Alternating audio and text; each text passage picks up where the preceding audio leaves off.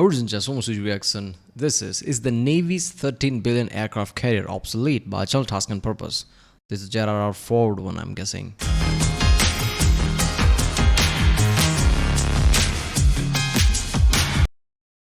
Yeah, so I recently watched the video about Gerald R. Ford, carrier basically, which is like the newer type of class. It's like has a better nuclear reactor and everything. It's just better all around, bigger, better, things like that. So obviously, the question I had, like, isn't this like a sitting duck type of way in modern world? Like, is there any stealth capabilities? And you'll hold me in comments that this kind of size stealth is impossible. Like, yeah, it kind of makes sense, but it's not a sitting duck or something. But I'm still not clear on that. So yeah, obviously Task and Purpose had a similar thought, apparently, guessing from the title. So it's going to be an interesting video. Let's watch it. I like Task and Purpose. Basically, he covers a lot of topics, military related, whether it's like certain equipment, certain geopolitics, or whatever. And obviously things like this. So let's watch it. The hottest take going around online right now is that American aircraft carriers are essentially giant floating targets that are obsolete in today's long-range precision missile age. And yet the fact remains, there is no other military capability that can match what an aircraft carrier brings to the table. The U.S. Navy's Gerald R. Ford class aircraft carrier is the largest and most expensive naval shipbuilding project in the entire world, maybe in human history. It took 13 years and $13.3 billion to build the first of its class CVN-78, also named Gerald R. Ford. For context, it was 6 times faster and cheaper to construct Noah's Ark. This massive investment in time and taxpayer funding naturally turned the Ford into a magnet for criticism and doubt from Reddit commenters to military experts themselves. Its price tag and size prompts the obvious question, is the aircraft carrier worth the money today? I actually spoke with a former US Navy nuclear reactor electrician, Augie, who deployed in an aircraft carrier to the Gulf, about why they're one of the safest places to be in the military. In this video, I'm going to show you both sides of the argument, and by the end, I guarantee you'll understand why the Navy believes aircraft carriers are not obsolete. First, I want to tell you about this episode's sponsor, Rocket Money. As most of you know, getting out of the military usually means taking on a lot more responsibility when it comes to managing our money. Not getting those bi-weekly paychecks could make things like saving for a home a lot more complicated. Life can get expensive, and Rocket Money is here to help. It's an all-in-one finance platform that helps you save more and spend less by allowing you to manage subscriptions, lower bills, build a custom budget, and grow your savings all in one place. I'm using Rocket Money to cancel unwanted subscriptions without ever having to ring up an operator, and besides that, it's great to set budgets to automatically monitor your spending with notification alerts and reports, and it'll even negotiate bills for you to get those phone and internet payments down as low as possible. Join the 3.4 million members using Rocket Money today. Go to rocketmoney.com/taskandpurpose or click the link in the description to get started for free. That's rocketmoney.com/taskandpurpose to get started for free. Supercarrier projects like this consistently draw bipartisan support in Congress because of the high number of jobs that they create in districts across the United States. While creating jobs is a good thing, critics are concerned that these projects have lost focus on what's most important. Is the goal to create domestic jobs or create effective weapons of war? I mean, let's be honest, the aircraft carrier concept is now over 100 years old. Threats like China's anti-ship cruise missiles and anti-ship ballistic missiles are what's making some analysts argue for a smaller... Look, I know it's not obsolete because aircraft carrier is just like mobile airfield, basically. This is like saying an airfield is obsolete, right? If you're in a war with your neighbor country, you're gonna have airfields where you can like fly planes from. Are those airfields obsolete because they can be targeted with this precision missiles as well? No. So that's just way, like, rather than flying things from US land, an aircraft carrier can get as close as possible to attack, basically. But they're still going to be far behind where, like, just any weapon can attack. And yes, something like ICBM and things like that maybe will be able to attack it. But yeah, there's like chances of that's going to be low, right? Because it's like a moving thing, right? And then again, very precise things can attack it. But that applies to everything. More decentralized fleet. Take a look at these satellite images that show just how obsessed China is with building a weapon that can sink our carriers. These detailed targets clearly are a Chinese representation of the new Ford-class carrier, kind of like taping a picture of your ex on a dartboard. Analysis by H.I. Sutton even shows a railroad capable of supporting a moving target for Chinese scientists to refine the tracking software for their anti-carrier missile program. The US Navy's new aircraft carrier can reach speeds of up to 30 knots, or about 55 kilometers per hour. That might sound like a casual Sunday drive to you, but it's very difficult and complicated to hit targets with a guided missile that are moving at that speed, especially when they're taking evasive maneuvers. The range of China's ballistic missiles, like the DF-26, makes them capable of hitting targets within both the first and second island chains. This means that the ports in Japan, Guam, Singapore, and the Philippines are all vulnerable to attack from mainland Chinese missile batteries. The DF-21D has a shorter range of 2,150 kilometers, but it's known infamously as the quote-unquote carrier killer, specifically designed to hit and disable US carriers. The YJ-21 is a hypersonic anti-ship missile capable of being launched at sea from a Type 55 cruiser and reaching speeds of Mach 10. It's colloquially named Eagle Strike 21, as in striking the American eagle, aka America's carriers. This shows how determined China is to develop weapons to specifically counter the carrier. It's like if we named a cruise missile the Winnie the Pooh Annihilator. This is the Russian flagship the Moscow, struck by a Ukrainian drone ship in April 2022.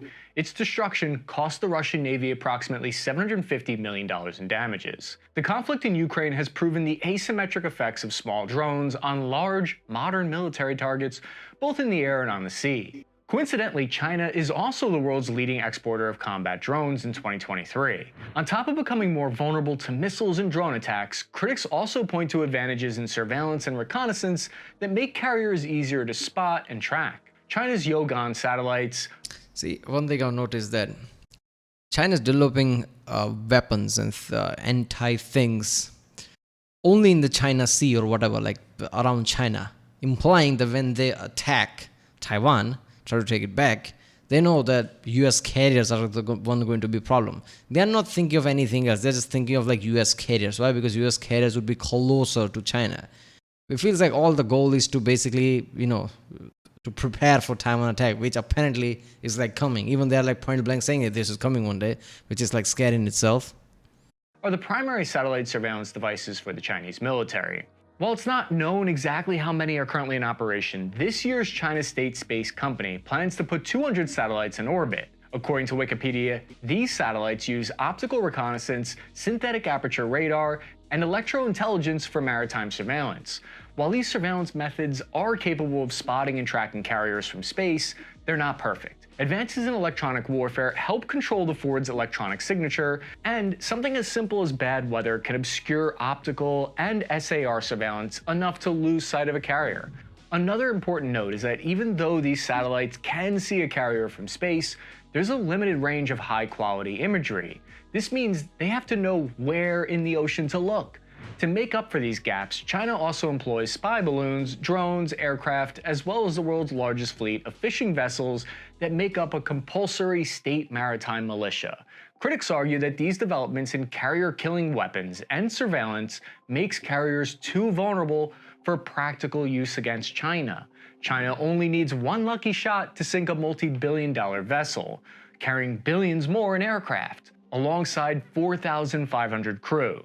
To put this into perspective, losing a single Ford-class carrier would mean more deaths than those suffered on 9/11. Some argue their vulnerability would mean keeping them too far away from the fight to be effective in an effort to protect them. Despite these challenges, though, the carrier persists as the most expensive shipbuilding project in US naval history. This is Newport News Shipbuilding that you're looking at right now. It's only a few minutes drive north of Virginia Beach. Newport News Shipbuilding is the only shipyard in America that's able to build aircraft carriers. Visit it on Google Maps right now, and you can see two of the new Ford-class carriers under construction at the pier. These are Damn. most likely the John F. Kennedy and Enterprise, scheduled for commissioning in 2025 and 2028, each costing around $9 billion to build. In response to the high costs, the U.S. Navy asserts that 600 fewer crew members are required, and less required maintenance will save the DoD an estimated $4 billion in operating costs over each carrier's 50-year lifespan. But justifying a $13 billion project that could save you $4 billion in the future is kind of like telling your wife you need to buy that red Lambo today to save money on bus tickets tomorrow. The biggest reason why I feel like aircraft carriers existed, from my own experience, is that we show our force everywhere in the world. If someone asked me, like, what's the biggest difference between the Navy and all the other branches? The Navy almost exclusively is designed to do what it does for people to see it. You know, you think about what the SEALs do versus what the Green Berets do. You never hear about what the Green Berets are doing, but what the SEALs do is always on the news. Overnight, that thing could be pretty much anywhere with all the carriers that we have stationed around the world. Take a look at this propeller. It's one of the four that power the USS Ford. 30 tons and made of solid bronze, Huntington Ingalls Industry, HII, took 10 months installing it under the hull. HII is the only company that builds America's aircraft carriers, but it doesn't build them alone. HII's website reports spending $1 billion across 2,000 US suppliers in nearly every state in America, nearly half of which are small businesses. This means that over 5 years of building the Gerald R. Ford, approximately $5 billion of taxpayer money is filtered through Huntington Ingalls Industries and back into the US economy, creating jobs and moving the money around and around, just like the propeller pushing the American economy forward. The money keeps moving in a circle. In January of 2019, HI received $15.2 billion contract modification for building those two carriers that you saw on Google Maps. Here, it's important to understand those developing Ford-class. All right, I understand about the money aspect. Yeah, somebody told me like how, okay, to me it feels stupid to tax people and then give them money back through jobs or something. I don't know, there's like more element to it. But somebody told me in the comments, like, reason behind that is like, if you don't do that, the people who make these weapons will basically go somewhere else, and when you need them, they won't be there. So you constantly have to like make shit to keep them there. So when the war and the shit does hit the fan, those people are going to be there or something like that. That's why people like always build shit they don't need type of way. Again, that feels weird to me, but sure, why not? That kind of makes sense to me, right? And again, like, you know, I don't know how US taxes work, but then again, it could be like, you know, rich people's money come as taxes, and those taxes fund smaller businesses. In that way is also win. I don't know. But in the end, yeah, aircraft carrier is important, right? Of all the things, aircraft carrier is one of the most important things if you want to flex through Navy, because that's literally a landmass that is, you know, you're carrying with you. That can house anything from jets and God knows what, right? If you want to attack something in Europe, in Asia, something, you need aircraft carrier. So yeah, it's like no-brainer type of way. Carriers aren't working in a vacuum. New developments on the Ford prove that project managers and engineers are well aware of the challenges and threats facing carriers. When you're in port, you're considered more at risk when you're in the Navy. You have to disseminate all your stuff, and you don't want to have everything, all your eggs in one basket sitting there, like, you know, ready to get attacked. So with an aircraft carrier, you fly food aboard. We need all of the JP5 jet fuel for the jets. Basically, a nuclear-powered aircraft carrier could go out to sea indefinitely. It could go out to sea for 25 years. It doesn't need to refuel. That, operationally speaking, is very, very beneficial, and it's one of the big reasons why our Navy and why our military is so powerful. We have aircraft carriers positioned all around the world that have 6,000 people on board. As a result, these new carriers are a lot harder to kill than you might think. All new Ford-class carriers come equipped with the RIM-162 Evolved Sea Sparrow missile. Designed and manufactured by Raytheon, this medium-range missile is built to intercept China's most advanced anti-ship missiles. Exactly. It can engage a wide variety of missiles, as well as land, sea, and air targets. Its most notable feature is its sea-skimming ability, allowing it to intercept low-flying missiles just above the water. The ESSM saw actual combat deployment off the shores of Yemen in 2016 and is part of a maritime missile intercept program that's been ongoing since the 1950s. There are 3 to 4 20mm Vulcan Phalanx Sea Whiz guns positioned around the ship that can shoot down incoming missiles. I'm completely and mentally stable. This is insane. Oh, hey, man. look, a civilian airliner. Do it. Just lock onto that civilian airliner. Come on, Yeah. just do it. A combination of advanced Yeah, that CVs or whatever that is. It's like so insane, right? It feels like a Fallout turret with the top thing. It's so good, man. Every time I remember, like, it just locks onto it. Anything come close by, it doesn't matter what it is. It could be one of your own jet. It still locks onto it. It's not gonna fire, but it still will track it, which is like, whoa, scary shit.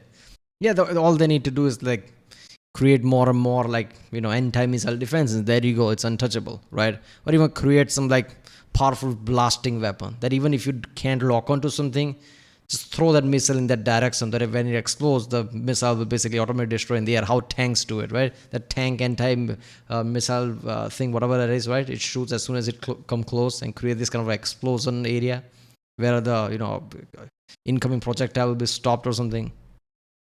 arresting gear and electromagnetic air launch systems give the Ford the ability to scale its aircraft launch system to minimize stress on the airframe of various sizes. This is critical for keeping up with advances in fifth-generation aircraft and the adoption of unmanned platforms. In comparison, China's carriers can't currently support their newest fighter, the J-20, and they have to rely on the J-15. That's like 5 whole J's lower in combat effectiveness.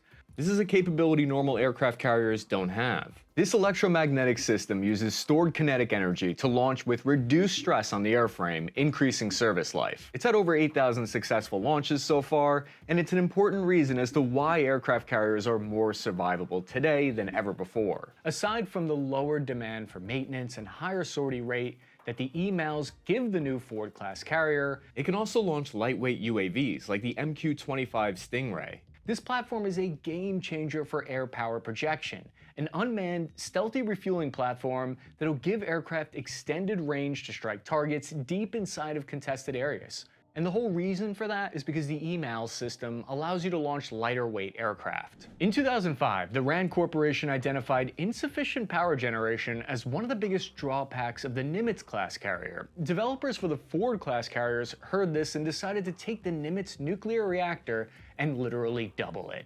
As a result, the Ford can produce 3 times the electrical output of its predecessor. There's so much energy that, unlike the Nimitz class that relied on steam lines, the Ford uses all electric lines, lowering maintenance costs and increasing corrosion control.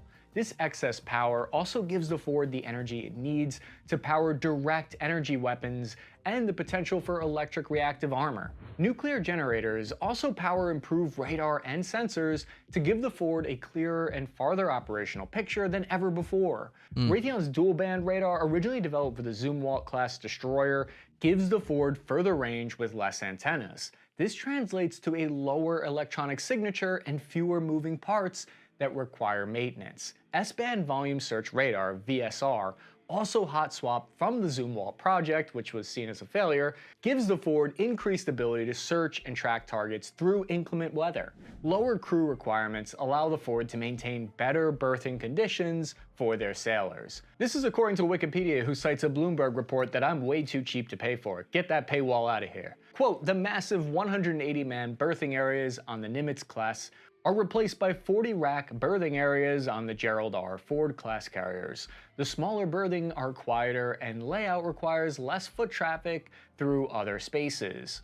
Unfortunately, some of these crew perks came along with some unexpected pitfalls. Narrow pipes cause major plumbing issues. How major? Try $400,000 per flush.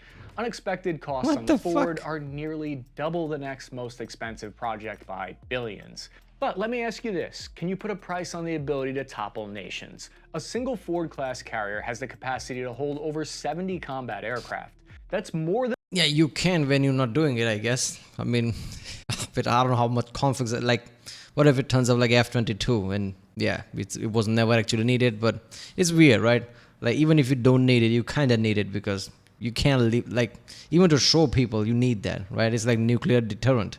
You don't want to use nuclear. You're probably not going to use nuclear, but you need that. If you didn't have it, you probably would be in conflict all the time. Than the size of the entire Air Force of all these different countries. And we want to build 11 of these aircraft carriers. That's an insane amount of power projection. We go through the Strait of Gibraltar, we get into the Persian Gulf, and we're sending planes to protect you guys in Iraq and Afghanistan. So that's the mission for about 6 months. And what happens is the ship is just doing a box somewhere, off the coast in the Gulf. I can tell you this: we were flying planes almost 24 hours a day. It's funny because I'll hear stories from like guys on the ground. One of my friends, Chase, who's a Green Beret, was like, "Oh, I called in your Hawkeye to send a signal so all the enemy's cell phones went out in the area, and that was from my ship."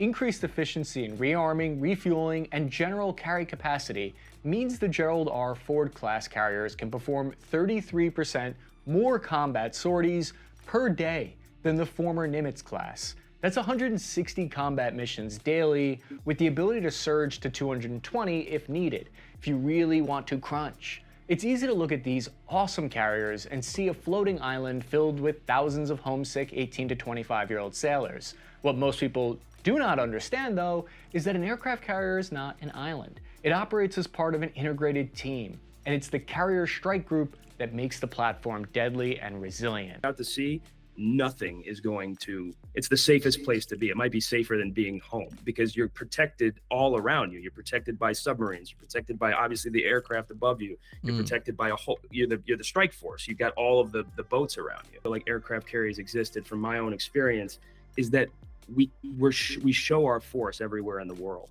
right? Like when carriers deploy, they do so as part of a team. This consists of cruisers, destroyers, submarines, logistic vessels, even satellites and cyber packages. It's this strike group concept that keeps carriers an essential part of the military power projection. Webs of interconnected networks move, shoot, and communicate together to create a force that... And imagine if, they in high force use F-35s around this time, right? An F-35 can be really ahead, another F-35 can be behind, creating this kind of like a hive network, right? F-35Bs and things like that, hive network, where even F-35s can relate, information back. So it's not just about satellites. Even your jets can act like satellite with information and everything. Even your jet can detect a missile launch at a carrier and can immediately send, signal back before anybody can process with radar. That's far superior to any rival nation. Let me give you an example. An F-35 can launch from a carrier to conduct a multi-role mission. While miles away, its sensors intercept an anti-ship ballistic missile and route the carrier. Instantly, these sensors share that information across all ships and fighters in the battle space. Man, I just said that. A cruiser launches the interceptor missile to destroy it before it even comes within range of the carrier's own radar. Now multiply this level of information sharing across 160 combat sorties a day, satellites, and other surface and subsurface ships. Now feed all of that data into a machine learning and AI processors so that it can be managed at a reasonable level. This is the power of the carrier strike group. There's no argument against the fact that the Gerald R. Ford class carrier is an expensive investment. However, to project fifth-generation aircraft, the Navy needs a new class of carriers. Engineers developed the Nimitz in 1967.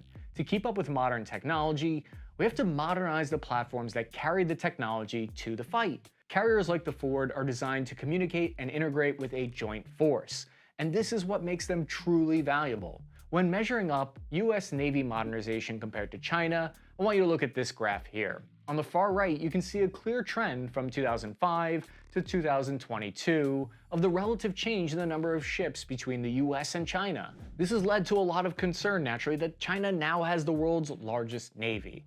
Let me tell you why this might be a wrong way of looking at it, though, because first, more ships in the US naval command.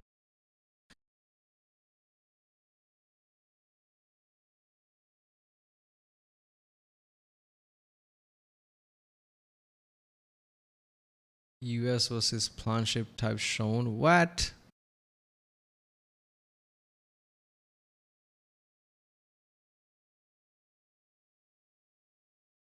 Oh, so you're saying like China has more ships?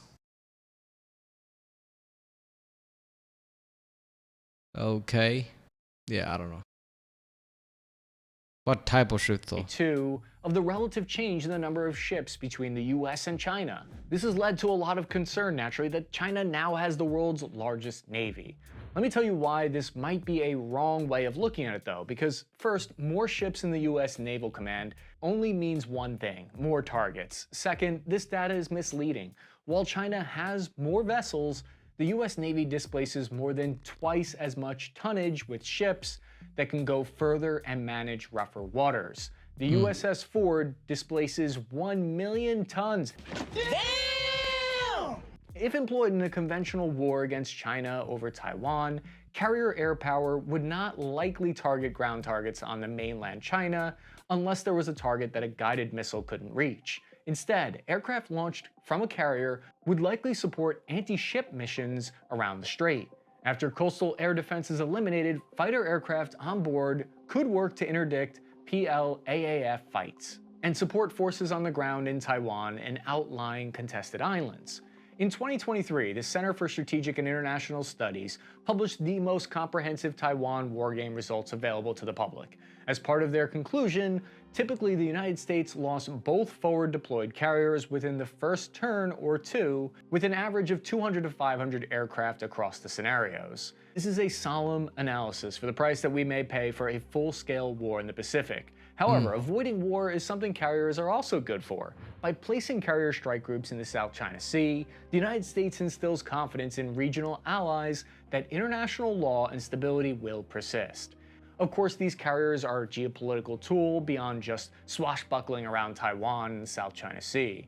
The Earth is 70% water, and 40% of the world's population lives within 100 kilometers of the coast. This means these carriers can put a fleet of aircraft and thousands of service members within reaching distance of almost... I mean, obviously, like any business you want to do, you have to be at coast, right? Close to the coast. So biggest cities you can think of is probably touching a sea, right? That's the whole point. But yeah, you need Navy, right? UK was the biggest, biggest empire that ever was, spanning about third of the world, and only third because they didn't have like something like Russia, right? And China, which is like also landmass was big as. So yeah, they were basically had half the world. And why? Because they had one of the most powerful navy ever, right? And now US has one of the most powerful navy ever. So you need Navy. If you don't have Navy, like, yeah, at best you can defend yourself. Like, you want to do anything else somewhere else, yeah, it's not going to work. Almost anywhere in the world. In a non-combat role, carriers can transform 160 combat sorties a day to hundreds of humanitarian and disaster response flights.